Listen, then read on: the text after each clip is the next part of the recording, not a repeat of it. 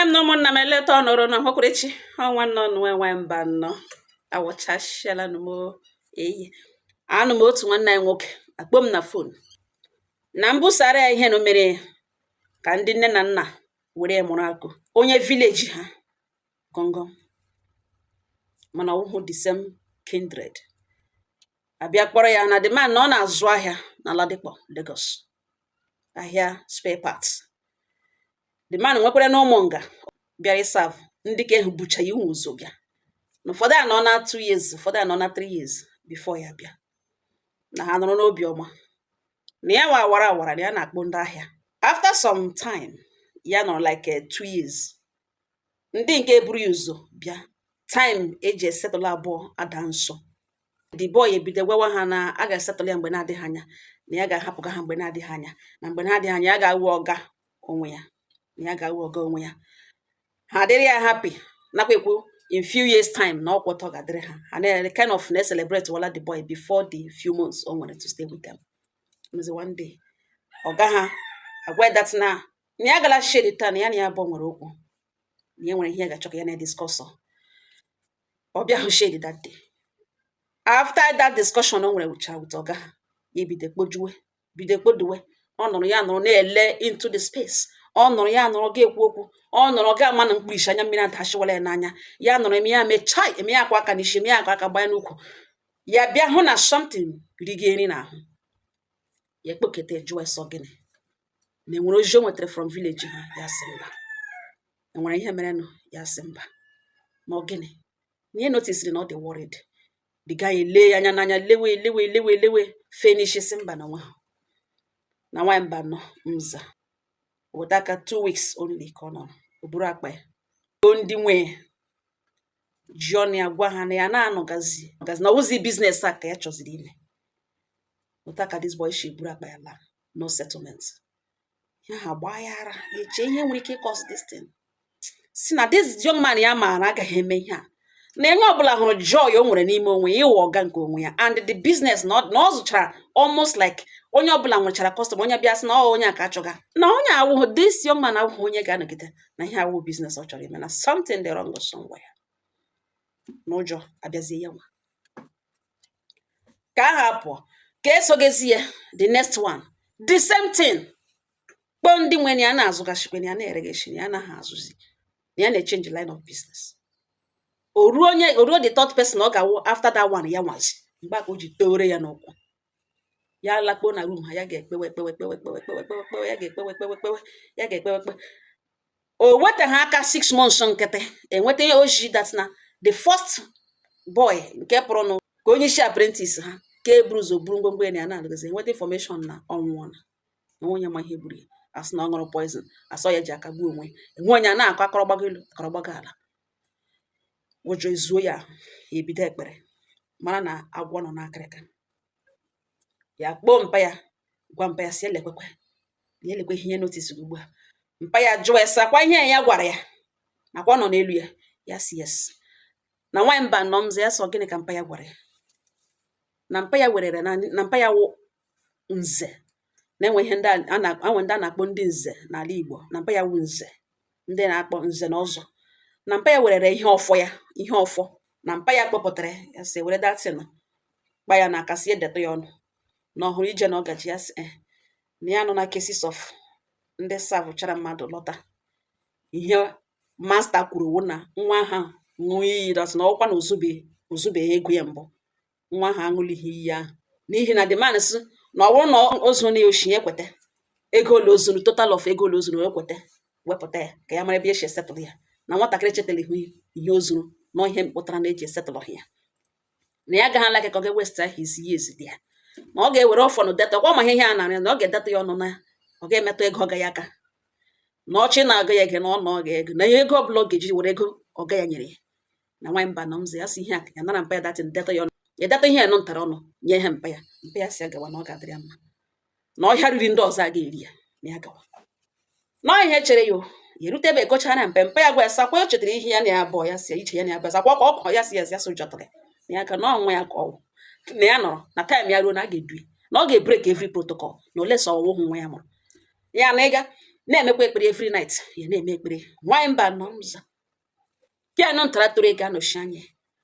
o rute n'aka ka ya o ruwele nso eji edu ya ka ahụ enwedoghị onye ọ gwara ya ebu akpa ya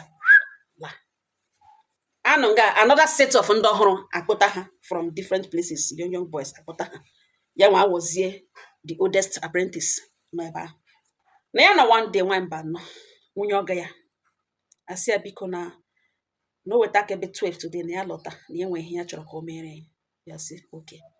weta aka 12 ya la mgbe ya na-alarute nwunye ọga ya gbazie ọtọ complete bidesi ya bịa na ya na-enotisi na ya laikiri ya na o notisi be ahụ na ya laikiri ya na ya hụrụ ya n'anya na among ihe niile serve ga di na ya laikiri ya ya na-ele this lady very pretty very beautiful ya na-ele ya gwawa ya santi ya sị na ihe ọ chọrọ ime ugbu a na ọ ga-awụ ọkụ na ya ga-emeli dede ya ihe ọjọọ na ya na dede na o shi na the same village na ya na dede eshi na the same village na ya ga-emeli dede ya ihe ọjọọ metụ nwunye ya aka the woman ihu ya change the woman ihu ya gbarụ the woman agwa ya si ya that na ihe eji agwaga ya destiny ya ma na ọ ga-enide na ọ ga-emecha rịọ ya rịọ other boys na ọjọọla ihe mere na ha ji na-alashi na ha ji aka ha buru akpa ha n'ala ha buru akpa ha ala na ọ bụ ofu ihe ga-esave ya mana mgbe time ahụ ruru na aga ama na mgbachi nta na agachi n'owere nchi mana ihe ya chọrọ ịgwa ya wụ na ọhụrụ ọtọ na ya gbara si na okwekwele ka eji aka yiri efe na ya bịa ka ya na ya nọ gwuru ya na ya ga-emeke sure na di ya settle ya fine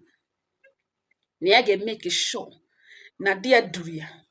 ebe a na-ahụ opportunity duo the other three na ya ga-emeke sure na eduru na after na naanị ya nwashi na village di ya na ya ga-emeke sure na eduru ya dugba ya ihu ya kpọwa ya santi ya sị na ya ga-eme ihe a oke na ọgọdụ na-edu ya no problem mana ọ hụrụ imetụ nwunye dede ya ka dị ya ga-eme ihu agbara ọ dị woman ya laghachi back to shop from that day ọga ya changed na ya mene elu ọga ya si emene n'elu ya edewe mmiri ọga ya si ede ya ṅụrụ mmiri ọga ya so mega ṅụọ mmiri ya eti ọga eme eti oru eme fra ọga ya pịa akala anya n'ime shop dua be ya lọtarị ọkwa ọga ya si ya nwere otu eshi challenge nwe otu eshiri kwu okwu na ya mana ọmụ okwu ka ya ekwuru ya na nrobet na ọgbaghara na ya biko ọga ya shiri shileru anya n'ụkwara si azụzụpụ ya n'ihu na ruo that evening nwunye ọga ya abịachikwa again so nwere ihe ọhụrụ ma ọ na-enweta the message no ya nwa dị in charge na ya dị in charge of her husband's heart na ya dị in charge of ego di ya kpatara na ya dị in charge of ihe na-eme n'ụlọ ya no ya nwa dị in charge no ya nwa with the secret lioness not behind the strength and the power and flow everywhere in this house no nwa ihe oge ya anagaghị ya much na naanị gari ya nọ ya nọrịa enwe ihe ọzọ ya elewe the woman si na ọ dị na ya ha kwa ya ka the next pressure ga-abịa na ọ ga handle ya na agwa ya eziokwu mgbe aka ejiri shi n'ihu ya pụọ gazie straight to ọga ya ga-agwa ọga ya si ya wụọ ọnọ nwunye ya enyezili ya nsogbu na ihe ọwụ na ọwụ dede ya na ya bụ ọchị na the same village na ọwụ dede nwanne na ya gwa nwunye ya agbazi n'ọtọ n'ihu ya bịa nye nsogbu na ya gwa nwunye ya manipulate zile everybody na ọ na-amanipulate na ọ na nwunye na-amanipulate ndị ọzọ na ọ ya ga manipulate nwunye nwa na ya gwa nwunye ya na ihe chọrọ ndị ọzọ ga-achụ ya nwa na ya gwa nwunye na enwenye ga-erinwu sweat ya na ya gwa nwunye na ya wụ nwanze na nwanze a na-akpọ nwunye mmadụ akpọ ọsụdedi ya ele ya lee ya si ihe okwugwo na enwere onye ọzọ gwara ya si yes na ya gwala mpa ịmụrụ ya na ihe ya na-agwa ya na ọwụta ka o bitere mana nwunye ya na-eme ka ya ghọta that na otu o si na-emegezi ya recently na ya nọ behind it and ya chọrọ confront problem from ishi mmiri ya na ọ naghị ha mmiri years nga ọ na-achọghị idu ya lawete ndị ọzọ lara mana ihe anaghị etekiwo mmadụ rough handle ya mmadụ ifili na ya ga-control destiny ya na ọ gaghị work nwanyị mba nza ọsọ taka ọ ga ya shiri gbashikwu ya ụzọ elu denwe ya for 3 days ya erighị nri ya ṅụghị mmiri nara ya fon ya si ya gbape fon ya agbape fon were fon ya kpa ya n'aka ọ na-agata enweghị o ji fon mee nwee ihe okwu mgbe e wetaziri fon ihe niile n'ime fon ya ma kọntaktị awipe all everything ọ gaghị abata bụrụ oche nụkete mgbe wee sị na for days ahụ ọ nọ n'elu ya lọkụrụ ya up inyere house arrest na ya ewerela eme nwunye ya ihe na ihe a na-aga achọ na anọ insult further insult on his family image na ọ kwado na ọ ga-abịa lawa na ọ wụ eziokwu ọ fọrọ 2 months ka apprenticeship ya end ya na ya na-adash ya the 2 months na ọ ga-abịa latawa na ya achọghị ịnọ ha destiny again ọ succeed họrọ ịhụ nwunye elu ya si yes na succeed na God forbid yes yes ka ihe niile betara n'abalị wụra nwụnta na ọ ga-abịa lawa na ya ga-edu ya mana o jikerekwe na anaghị edu just like that na ọ wụ onye Anambra zụrụ ya na ọ wụ onye Anambra zụrụ ya na enwere condition eji edu ụmụaka na nwaanyị mba nọ mza ọ sị that man elotala na village ya na family ka ekpere mpe ụmụnne ha bịa na ke ha abịara settle ọsị na enwere condition a ga-eji na from experience na oke waka n'aka na ya gbara boy na ihe ya na-eme ugbo na ọkwa ihe ọga ya mere ya na at least some people na the village duru ya ga mgbe asị aṅụ iyi ya elecha anya na ya ewerela ego sọm ego gboo mkpa ezinụlọ ya echetezi imetara na eji aṅụghị iyi so biko na nwanne nwoke na ya ga-alaiki ka enwe ihe dị otu ahụ mgbe aka mpa ya nobilite si ya na ele ebe ọ chọrọ ka a ga ṅụọ ya wee na ya wụ ọzọ ya wụ nze na agụ na-amụ agụ na ọwụ nwa ya mụrụ ga-atụta ihe na ya soro gaa duga na Anambra ka eduo ya na ahụrụ ihe mere ya kpatakwara nọ mgbe ọ bịara ikporo nwa ya ya fili na ihe ahụ nwere ike ime ya nwa single handedly hụrụ nwa ya gbara ma ọtụtụkwala pin ya and nwa ya na ihe ya gwara ya ka o mee ihe o mere na nwa ya nọchara n'ụlọ ya tụtụ pin ya ka e nyere ka o ji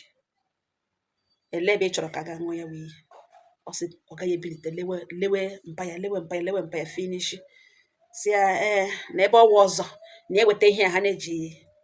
na-eji ebi ofo were bie ya ngala ọ sị mpa ya wepụta ya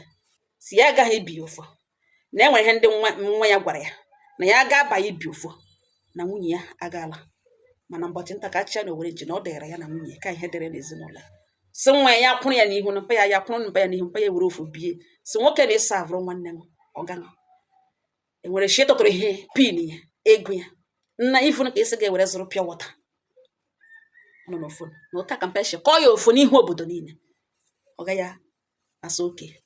wepụta cheki dee cheki of ego kwesịrị iji setụla ya kpa ya n'aka na da cheki adanne ya wụchasha saga kash da cheki were gawa chọọchị ụta ka esi ma ekpere ma family prayer ma gịnị ma ndị na-asọpọtụ ya ma adanne di adanne ebupụta ego sọpọtụ ya onye ihu na onye azụ asọpọtụ ya na ya ga-ebido ke ya far away from ebe ọga ya nọ akwakpoga na nwamba nọ na m kọsatụrụ ya mba ụwa na enwere ụfọdụ ndị ụmụ nwa abụọ ịgabigaga destiny ya amaghị ma ihe a nwunye that man mere ma ọ bụ plan ya na di ya n'ihi na enweghị ihe dịka iwe enweghị ihe dịka ihe ọsị ya mgbe ya nọ n'elu ka edesibega na ahụghị ihe dị otu ahụ ya na ebe omegagote ha na-eshi eme ya ama ma ihe ahụ plan ya na di ya amakwara ihe chụrụ ndị ka ọzọ na m gwara ya ndị nne na nna na nwa ṅụ gawa bọyị jishi ike ọdịneti ya eletakwala hapụ ya ha jawa ya agawa n'ihi na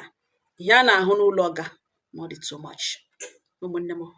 ọhịa ọsọ mgbe eji ọnụ agbadorola m ya ọnụ ngala ka ụmụaka niile gbaka bọyị ebe dị iche iche Chineke duwe ha Jehova duwe ha napụta ha n'ọnụ agụ ihe ọbụla ga-ematacha ahụhụ ha ekpakpụ aka tiere okuku akị Jehova ekwele nwa ṅụnụ nga na enwe onye na-enọ ọsavga n'ụdị ọbụla Chineke duwe ọngọ ha m n'ọnụ udo dịrị ọnụ